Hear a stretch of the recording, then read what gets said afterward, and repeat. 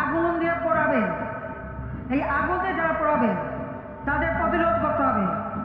দরকার হলে তাদের ধরে ওই আগুনের মধ্যে ফেলতে হবে।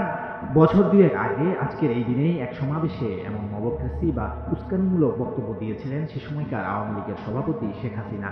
বলেন, চোরাগুপ্তা হামলা চালিয়ে সরকার হটানো যায় না, সরকার হটাতে জনগণের দরকার হয়, জনগণ বিএনপির সঙ্গে নেই। তারেক রহমানকে ইঙ্গিত করে বলেন, নেতা পালিয়ে থাকে লন্ডনে, যদি সাহস থাকে তাহলে তার দেশে আসা উচিত। এখান থেকে আগুন জ্বালাতে বলে, আরে বেটা তোর যদি সাহস থাকে যে বাংলাদেশের সিরায় আমরা একটু। এমন সময়ে হাসিনার আগের বক্তব্য সামনে আসলো যখন সারা দেশের বিভিন্ন জায়গায় পুড়িয়ে দেওয়া হচ্ছে বা রক্তের আতঙ্কে রাজধানী ঢাকার বাসিন্দারা। সে সময় বিরোধীদের ডাকা অবরোধের বিরুদ্ধে নানা সময় দেশের বিশিষ্ট নাগরিকরাও বিবৃতি দিতেন নিয়মিত। গণমাধ্যমের টক শোতে তুলোধুনো করতেন বিএনপি জামায়াত সহ আন্দোলনকারীদের। চলত গণগ্রেপ্তার। গেল বছর জুলাই আগস্টে তীব্র জনরোষের মুখে আওয়ামী লীগের মন্ত্রী এমপি সহ অধিকাংশ নেতারাই জীবন বাঁচাতে পালিয়ে যান। এরপরই আওয়ামী লীগের কার্যক্রম নিষিদ্ধ করে অন্তর্বর্তী সরকার। যদি মনুষ্যত্ববোধ থাকে তাহলে জীবন্ত মানুষকে আগুন দিয়ে পুড়িয়ে মারতে পারে না।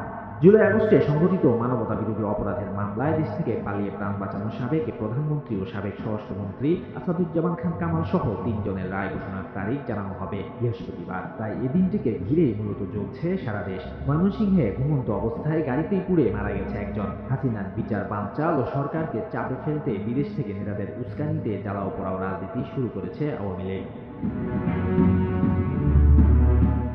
ঘোষিত 13 নভেম্বরের লকডাউন নিয়ে আতঙ্কিত হওয়ার কোনো কারণ নেই জানিয়ে ঢাকা মহানগর পুলিশের গোয়েন্দা প্রধান মোহাম্মদ শফিকুল ইসলাম বলেছেন, যারা ভীতিকর পরিস্থিতি সৃষ্টি বা অপতৎপরতা চালানোর চেষ্টা করছে তাদের আইনের সর্বোচ্চ ক্ষমতা প্রয়োগ করে দমন করা হবে। তিনি আরো বলেন, সোশ্যাল মিডিয়ায় যারা বিভিন্ন উস্কানি ও নির্দেশনা দিচ্ছেন তাদের বিষয়ে ডিবি সতর্ক রয়েছে।